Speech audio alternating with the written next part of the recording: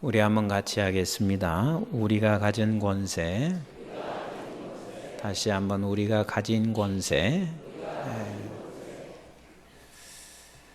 이 세상 살아가는 데는 결코 만만치 않습니다. 우리가 신년 아주 힘차고 행복하고 기쁨으로 출발했는데 신년 벽두에 우리와는 또 전혀 상관없고 예기치 않은 사건이 벌어졌습니다. 북한의 김정은이 수소 핵폭탄을 실험 발사함으로 인해서 온 세계가 또 거기에 집중을 하고 있습니다. 그래서 이 김정은이가 이제는 어떻게 될지, 만약에 계속해서 온 세계가 제재 조치를 계속해서 간다면 저가 어떤 일을 벌일지 우리는 예측할 수 없습니다. 전쟁을 일으킬지 아무도 예측할 수 없는 상황이 벌어졌습니다. 이런 상황에서 김정은이나 다를 바도 없이 그저 나 하나만 살게 하기 위해서 살겠다고 달러를 사재기를 하는 사람도 있습니다. 물론 달러가 필요할 때 우리는 바꿔야 합니다. 그러나 그것을 내 유익만을 위해서 그렇게 한다는 것은 그냥 국가적인 큰 손실이 아닐 수가 없습니다. 우리 아들 녀석이 이렇게 비행기를 타고 오는데 옆에 두 사람이 그런 얘기를 하더래요. 이제 곧 달러가 올라가니까 돈 있는 대로 달러로 바꿔야 돼. 그러면서 두 사람이 얘기를 하더래요. 그래서 제가 그 이야기를 들으면서, 이건 작년 얘기예요. 제가 그랬습니다. 너는 어떻게 생각하냐? 네가 돈이 있다면, 물론 아빠도 갈등은 생길 수 있다. 그러나 우리는 두 가지를 항상 생각해야 한다. 하나는 내가 필요해서 달러를 바꾸는 건 괜찮아. 근데 지금 세상이 불안하다 해서 나 혼자 살기 위해서 달러를 사재기 하는 것은 이건 국가의 손실이고, 그리고 자기만을 생각하고 있으니 반드시 그 사람도 썩고 국가도 썩는다. 그래서 그렇게 하면 안 돼. 그 다음에 두 번째는 우리는 달러보다 더 훨씬 비교할 수 없이 위대하신 하나님이 우리가 계신데, 그 하나님이 계신데 그 달러를 의존하기 위해서 그렇게 해서는 안 되는 것이, 믿는 백성들이 당연히 이런 믿음을 보여줘야 하는 거지. 제가 그 이야기를 했습니다. 사실 수소폭탄을 핵무기로 만들어서 실험하고 있는 김정은이 하나 두렵지 않습니다. 웬고하면 물론 우리 하나님이 모든 주권자 되시기 때문에 두렵지도 않지만, 수소폭탄에 의존하고 살아가는 김정은이 내가 볼 때는 얼마나 불쌍한지 몰라요. 이거 없으면 정권 유지 못해.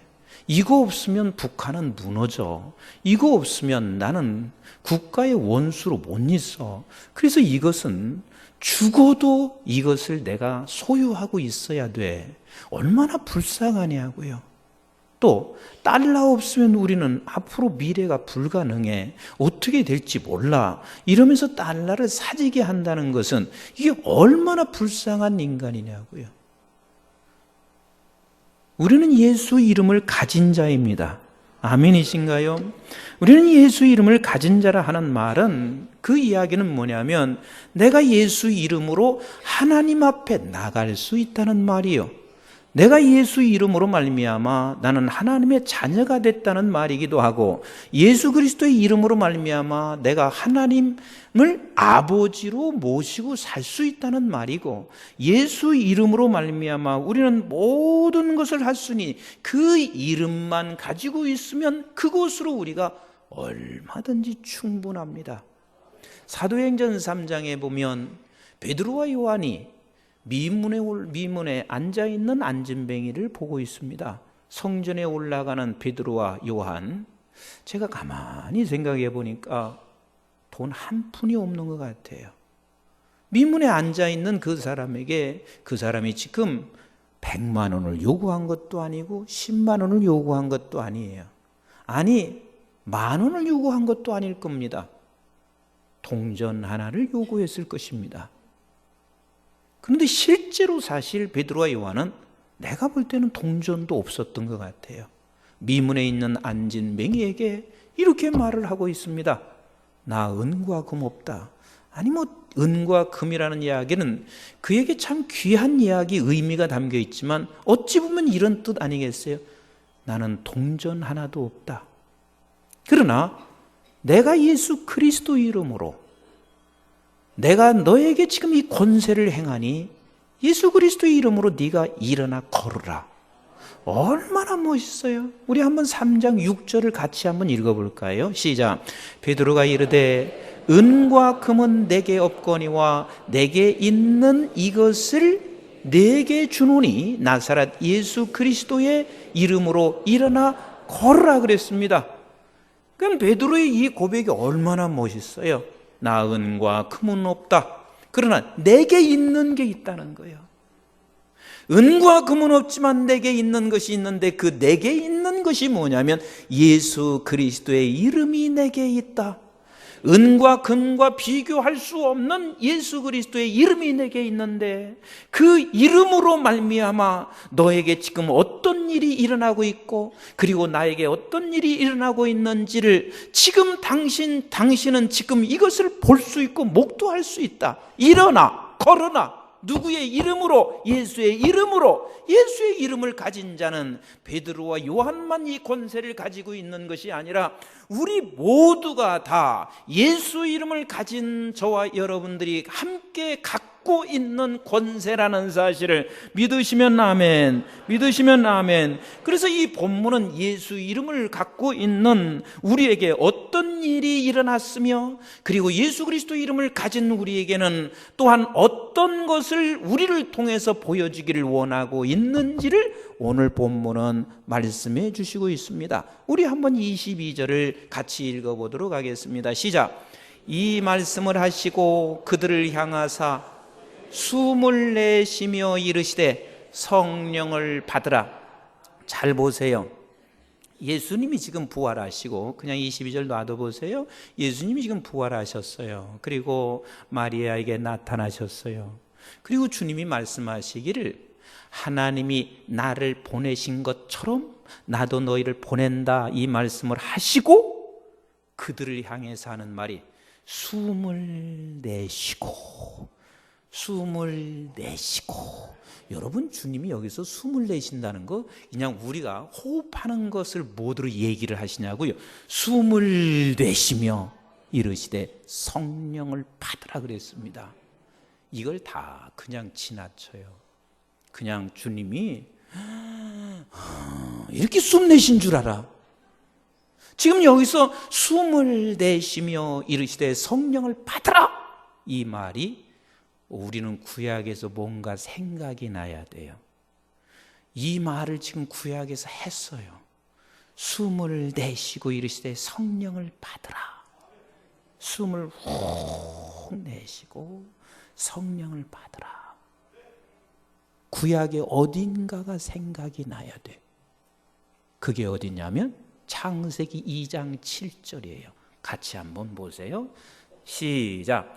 여호와 하나님이 땅에 흙으로 사람을 지시고 생기를 그 코에 불어 넣으시니 사람이 뭐가 됐어요? 생명이 된지라 그랬습니다. 하나님께서 흙으로 사람을 막 빚었어요. 그리고 하나님께서 생기를 그 코에, 이게 지금 숨을 내신 거예요. 하나님께서 생기를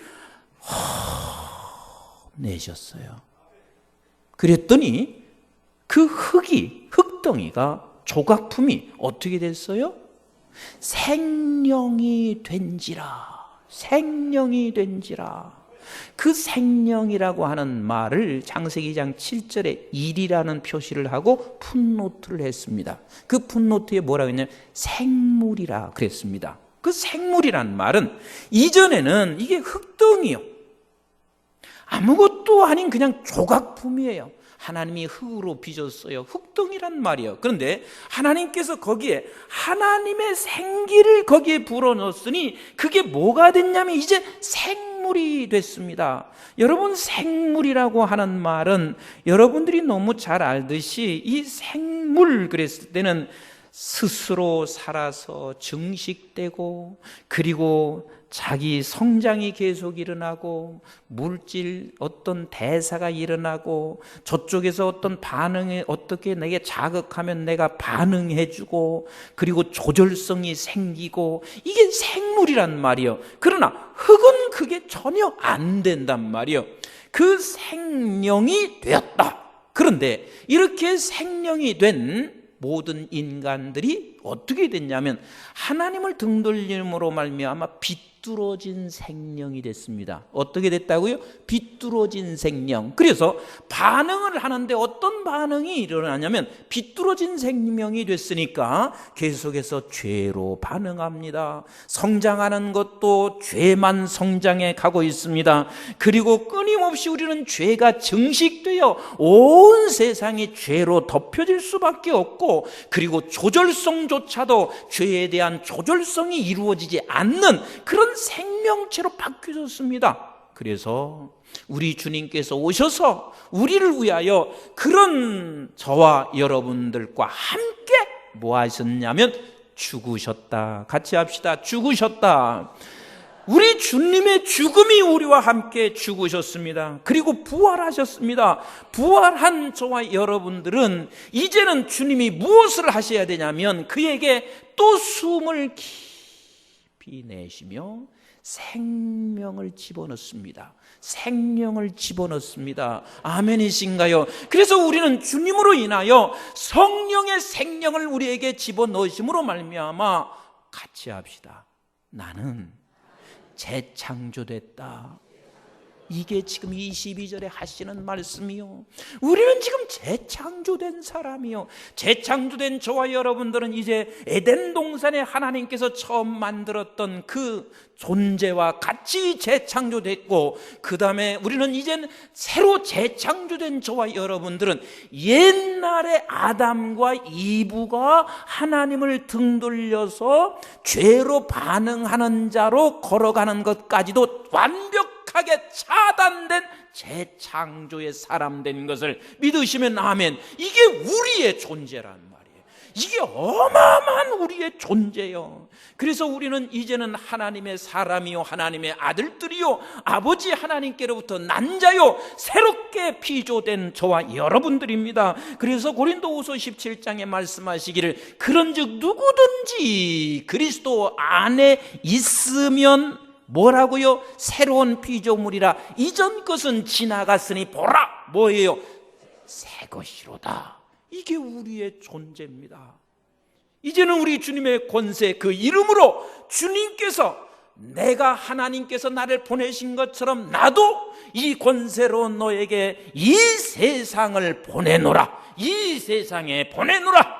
아멘이신가요? 그 주님의 이름을 갖고 우리는 이 세상에 이름을 가졌다 하는 말은 주님과 같은 권세를 가지고 우리가 이 세상에 보내진 한 분 한 분들이 이곳에 모여 있습니다. 그러면 우리는 이 세상에 와서 우리가 그 이름으로 보내진 저와 여러분들이 어떻게 살기를 원하시는가? 이게 23절이요. 우리 23절 같이 읽어봐요. 시작.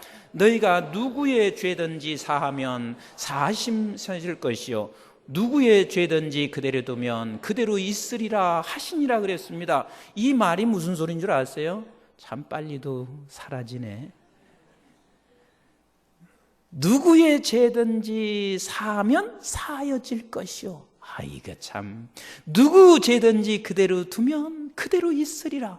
이게 하나님이 지금 하시는 말씀이, 내가 누군가를 용서하면 용서가 될 것이고, 그리고 누구든지 네가 용서하지 않으면 지금 그대로 있게 돼. 이 말은 우리를 통하여 용서의 통로로 쓰시겠다는 거예요. 이게 어마어마한 권세란 말이에요. 네가 용서하라. 그러면 그가 반드시 용서함 받아. 그리고 네가 용서하지 않으면 그대로 있어. 근데 우리를 용서의 통로로 쓰시기를 원하신단 말이에요. 제가 지난주 주기도문 하면서 용서에 관한 이야기를 했습니다. 근데 우리가 용서할 수 있댔어요? 없댔어요? 용서의 주체는 누구라고 그랬어요? 오직 하나님 한 분밖에 없으세요. 그런데 내가 용서하면 우리 하나님께서 우리 세 가지가 나타나게 돼요. 하나는 용서함으로 말미암아 내게 주어지는 복이 있어요. 또 내가 용서함으로 말미암아 다른 사람이 또 복을 얻게 돼요. 내가 또 용서함으로 말미암아 살아계신 하나님이 증명됩니다. 이게 용서하는 하나님께서 우리에게 주신 권세예요. 그래서 우리는 내가 용서할 수 있는 주체는 아닌데 하나님이 용서하는데 꼭 누구를 통해서 용서하신다고요? 예수의 이름을 가진 저와 여러분을 통해서 용서를 하신단 말이에요. 그래서 용서를 했을 때 내게 주어지는 복이 뭐라고 그랬어요? 5가지를 설명했는데 뭐라고 그랬어요? 네, 속으로 다 지금 대답을 하실 거예요. 첫째는 평화가 있다. 뭐가 있어요? 평화가 있습니다. 평화가 있어요. 예수님 보세요. 예수님이 십자가 지실 때 우리 예수 이름으로 왔다는 것은 예수님과 같이 우리 살아가기를 원하시는 거예요. 예수님이 십자가 지실 때 저들이 나를 채찍질하고 나를 그렇게 고문하고 힘들게 했어도 주님이 하시는 말씀이 저들이 알지 못해서 그러하오니 아버지 용서해 주세요. 이 순간 주님은요 놀라운 평강이 있었습니다. 스데반에게 돌을 던지고 있는 그 정말 용서할 수 없는 저들을 향하여 스데반은 하나님 저들을 용서해 주세요. 이 말을 하고 있을 때 스데반이 얼마나 평안했으면 죽으시면서 잠든다고 얘기했을 거예요. 용서는 내게 평안을 주세요. 또 두 번째 뭐라고 그랬어요? 내 상처가 치유된다 그랬습니다. 우리는 이 세상에 살면서 우리의 심령과 마음이 전부 다 갈기갈기 찢깁니다. 사람 만나도 그래요. 형제간에 만나도 갈기갈기 찢깁니다. 교우간에 만나도 다 갈기갈기 찢깁니다. 아니 왜 좋은 사람들인지 그래요. 왜 좋은 형제인데 왜 그러냐고요. 왜 우리는 믿음의 형제인데 왜 그러냐고요. 이 세상에 왜 살아가면서 우리에게 숱한 가슴의 상처와 아픔을 수없이 우리는 내 삶의 현장 속에서 겪고 살아가고 있습니다. 그런데 이 삶의 현장 속에서 하나님이 나를 통해서 용서의 통로가 될 때 그때 우리의 그 마음의 상처들이 싹 치료됩니다. 한번 좀 그렇게 경험해 보세요. 치유가 되나 안 되나 여러분들이 경험해 보시라고요. 정말 보기 싫고 정말 내가 말하기 싫고 상대하기 싫은 사람, 하나님이 지금 그를 당신이 나를 통해서 용서하기를 원할 때 그냥 하나님 그렇게 써주세요 하고 여러분들이 한번 용서의 통로가 돼보세요. 얼마나 내 마음의 상처가 치유되는지 몰라요. 다윗과 요셉이 그랬대잖아요. 그리고 세 번째, 용서의 통로가 되면 뭐라고 그랬어요? 기도가 막히지 않습니다. 그래서 주께서 말씀하시기를 마태복음 5장 23절로 24절에 네가 하나님 앞에 예배드리기 전에 누군가가 화해할 사람이 생각나거든 먼저 화해하고 와라. 이 말씀은 다른 뜻이 아니에요. 나는 너와 그것으로 막혀지기를 원치 아니하니 네가 기도를 드리든 예배를 드리든 간에 하나님 앞에 막히지 않기를 원하여 하나님께서 그리 말씀하시고 계세요. 네 번째 뭐라고 그랬어요? 하나님 앞에 설 때 부끄럽지 않습니다. 우리는 언제 하나님 앞에 설지 몰라요. 내가 조금 있다 가다가 하나님 앞에 설지 아니면 내일 설지 10년 후에 설지 아무도 알 수가 없습니다. 근데 용서의 통로가 됐을 때 하나님 앞에 섰을 때 그게 얼마나 기쁨이요 감격인지 모릅니다. 마지막 뭐라고 그랬어요? 자유라 그랬어요. 자유라 그랬어요. 그러니까 우리 하나님께서 우리에게 용서를 함으로 말미암아 우리에게 자유함이 있습니다. 그 자유함이 어떤 자유함인 줄 아세요? 하나님께서 내가 누군가를 통로 삼아서 용서를 했을 때 하나님이 나에게 모든 것을 용서했다라고 하는 이 자유가 내 안에서 충만해집니다. 그런데 이 자유가 용서하지 못하고 우리가 있을 때는 이 자유가 막힐 때가 있습니다. 언제 막히는 줄 아세요? 일이 영 안 풀려요. 이 일도 안 풀리고 저 일도 안 풀려요. 그리고 자꾸만 고난이 우리에게 계속 돌아와요. 그러면 뭐라 그러는 줄 아세요? 분명히 내가 하나님 앞에 별 죄를 안 진 것 같은데 왜 이렇게 내가 어려운가? 이렇게 생각하다가 나중에는 우리 아버지 죄 때문에 그런가 봐. 우리 아버지가 첩도 몇 첩을 두었거든. 이래가지고 내가 그 죄를 지금 물려받고 있는가 봐. 근데 아버지 엄마도 아무런 죄가 없는 것 같아. 근데 자꾸만 내가 힘들어. 물어봐요.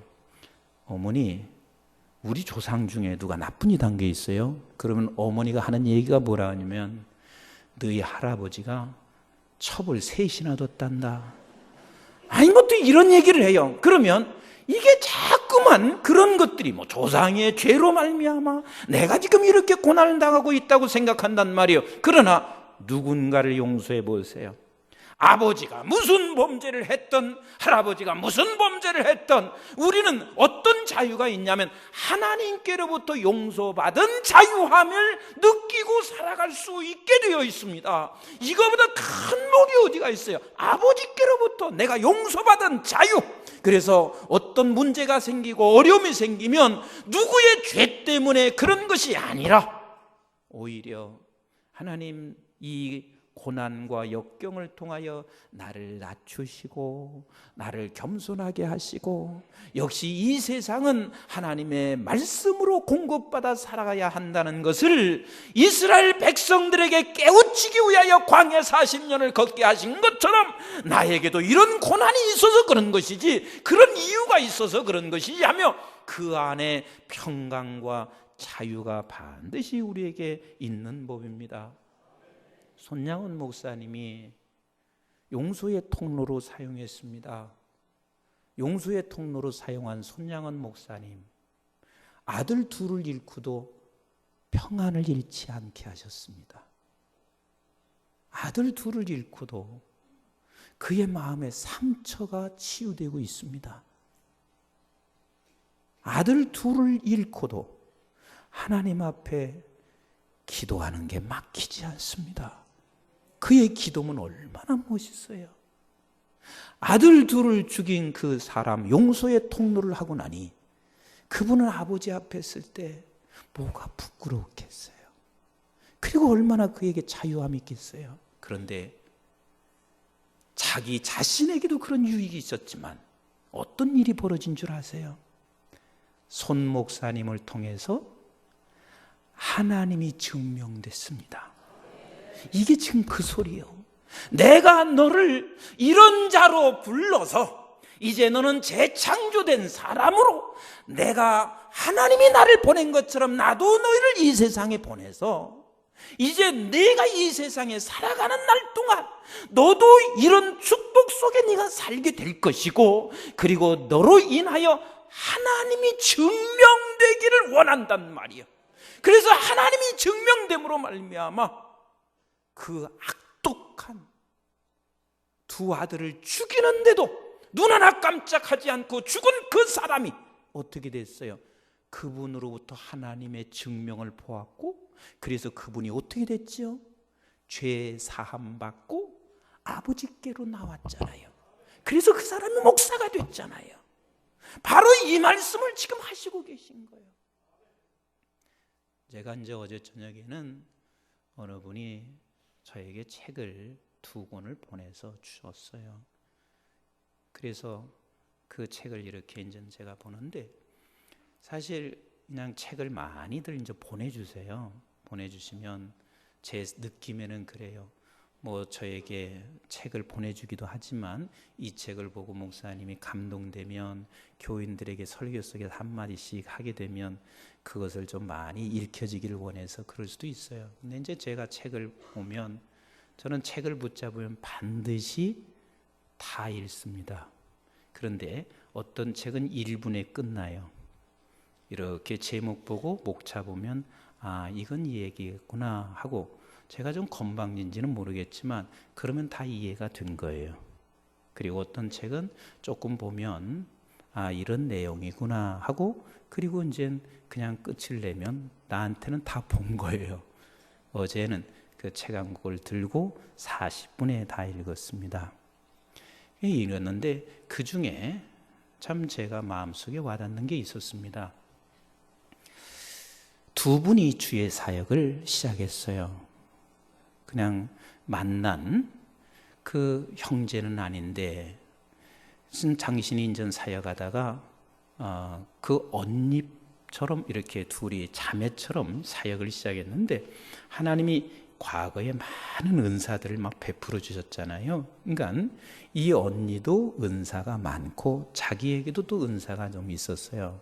그래서 이제 그냥 기도처소를 만들어서 기도하게 되는데, 이렇게 사람이 병자도 치료되고 막 은사가 나타나니까 사람들이 집문서도 갖다 주고 땅 문서도 갖다 주고 막 돈도 이렇게 갖다 주고, 나한테는 갖다 주는 사람이 없어요. 물론 나도 있었어요, 옛날에. 그래서 가끔 가다가 왜 내가 그거 안 받았을까 그렇게 생각하면 금방 내가 또 하나님 앞에 회개하고 그래요. 나도 지리산에 30만 병짜리를 나한테 주려고 지금 갖고 온 적이 있고, 저기 홍천에 7천 평도 문서를 갖고 온 적이 있고 그래요. 얘기 안 해서 그렇지. 근데 옛날에는 그런 것들을 참 많이 이게 목사님들에게 막 집문서 내주고 그랬어요. 근데 그분도 이제 은사가 많이 나타나니까 그렇게 해서 이제 갖고 왔는데, 그분이 옆에서 같이 동역하시는 분이 이제 그분은 세상을 떠났고 이제 자기가 남아서 이제 그 일을 하는데, 한 번도 집문서 갖고 와도 집문서 욕심내는 적이 없고, 땅 문서 갖고 와도 땅 문서 욕심내는 적이 없고, 돈을 갖고 와도 돈 욕심내는 적이 없고, 그래서 거기에 뭐라고 썼냐면 이렇게 썼어요. 나는 언니를 보면서 하나님을 보았습니다. 언니를 보면서 하나님. 그러니까 친언니는 아닌데 같이 동역하는 언니를 보면서 하나님을 봤습니다. 그분이 세상 뜰 때 하나님 앞에 가는 그 평온함을 나는 그때도 또 목도했습니다. 그러니까 결국은 우리는 이 세상에 하나님께로부터 보내진 자, 재창조되어서 보내진 자. 그러면 너희들을 통해서 뭐가 증명되기를 원하냐면 하나님이 증명되기를 원한단 말이에요. 내가 없을 때도 없는 것 때문에 그냥 막 괴로워하고, 우리는 세상 사람과 같이 살고 있지만 반드시 우리는 뭐한 사람이요? 구별된 자요. 뭐한 사람? 구별된 존재요. 그래서 세상 사람은 없을 때 그 없는 것으로 인하여 세상을 낙심하고 살아갈 수밖에 없지만, 우리는 구별된 자이기 때문에 없는 것도 분명한 뜻이 있을 것을 우리는 찾아내면서 여기서 누구를 증명해야 돼요? 하나님을 증명해야 한단 말이에요. 내가 가지고 있습니다. 가지고 있어서 하나님이 주신 재물, 하나님이 주신 재능, 이 모든 것을 가지고 있습니다. 가지고 있지만 그것을 아름답고 가치 있고 꼭 필요하겠습니다. 그리고는 내가 모든 걸 다 놓고 간다는 사실을 압니다. 그리고 내가 가는 곳을 압니다. 그래서 마지막 가는 길에 가장 아름답고 필요하게 그리고 가치 있게 남겨놓고 가는 그 사람을 통해서 무엇을 보냐면 하나님이 증명됩니다. 하나님이 증명돼요. 사실 우리 한국 교회가 이 복음의 본질 자체를 다 놓쳤습니다. 그러나 하나님이 증명되지 않아요. 교회가 무당같이 굿하는 곳으로 전략해 버릴 수도 있습니다. 이건 교회가 아니거든요. 복음이라는 게 얼마나 명확한지 몰라요. 얼마나 복음이 확실한지 몰라요. 이 복음 앞에서 우리는 이 세상에 보내진 저와 여러분들이 하나님을 증명하면서 살아가기를, 그래서 우리를 이곳에 보내주신 거거든요. 우리 시편 42편 읽고 하나님 말씀을 마치도록 하겠습니다. 42편을 같이 한번 읽어보세요. 시작. 하나님이여, 사슴이 시냇물을 찾기에 갈급함같이 내 영혼이 주를 찾기에 갈급하니이다.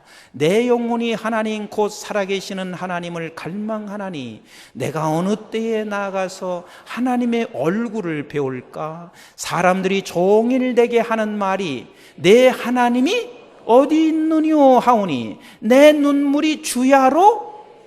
이게 얼마나 고통스러우면 그러겠어요? 사람들이 그래요. 네 하나님 어디 있냐? 네가 믿는 하나님 어디 있냐? 네가 예배하는 그 하나님 어디 있냐? 네가 기도하는 하나님이 어디가 있냐? 그래서 나는 지금 그 많은 고통 때문에 눈물이 주야로 내 음식이 돼버렸습니다. 진짜 고통스럽습니다. 자, 4절 보세요. 내가 전에 성의를 지키는 무리와 동행하여 기쁨과 감사의 소리를 내며 그들을 하나님의 집으로 인도하였더니 이제 이 일을 기억하고 내 마음이 상하는도다. 얼마나 하나님 앞에 멋지게 살았는지. 그런데 5절을 보세요. 시작. 내 영혼아, 네가 어찌하여 낙심하며 어찌하여 내 속에 불안해하는가? 너는 하나님께 소망을 두라. 그가 나타나 도우심으로 말미암아 내가 여전히 찬송하리로다. 이게 하나님을 증명하는 것입니다. 이게 하나님. 내 영혼아, 낙심하지 말아라.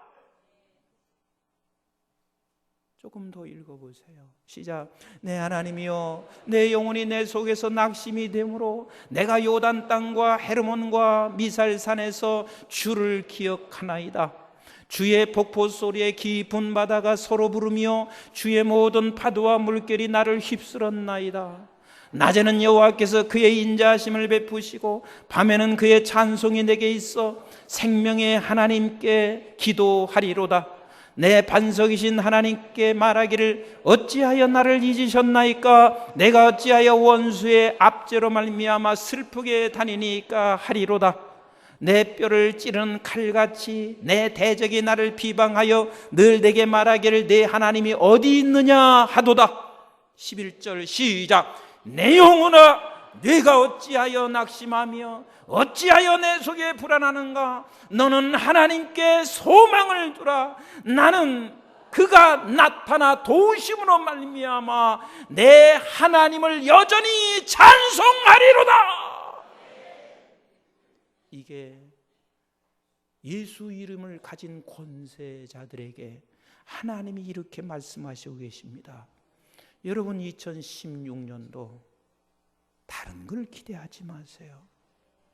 사건 사고는 우리의 주변에 계속 일어납니다. 이 나라도 사건 사고는 변함없이 일어날 것입니다.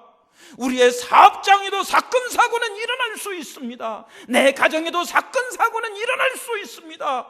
그러나 우리는 재창조되어서 하나님께서 보내신 저와 여러분들, 이 보냄받은 저와 여러분들이 어떤 사건 사고 속에서도 우리 예수님을 가진 권세자로 살아가시기를 바라며, 그리고 우리는 하나님의 살아계심을 나를 통해서 증명하시기를 주님의 이름으로 축복합니다. 이게 하나님의 사람이요, 재창조받은 사람이요, 보냄받은 사람입니다. 예수의 이름 그 권세로 삽시다. 금년도 그 이름 권세로 살아가십시다. 그리고 어떤 상황 속에서도 하나님을 증명해내는 아멘이신가요? 하나님을 증명해내는 우리 교인들 다 되시기를 주님의 이름으로 축복합니다. 기도하겠습니다.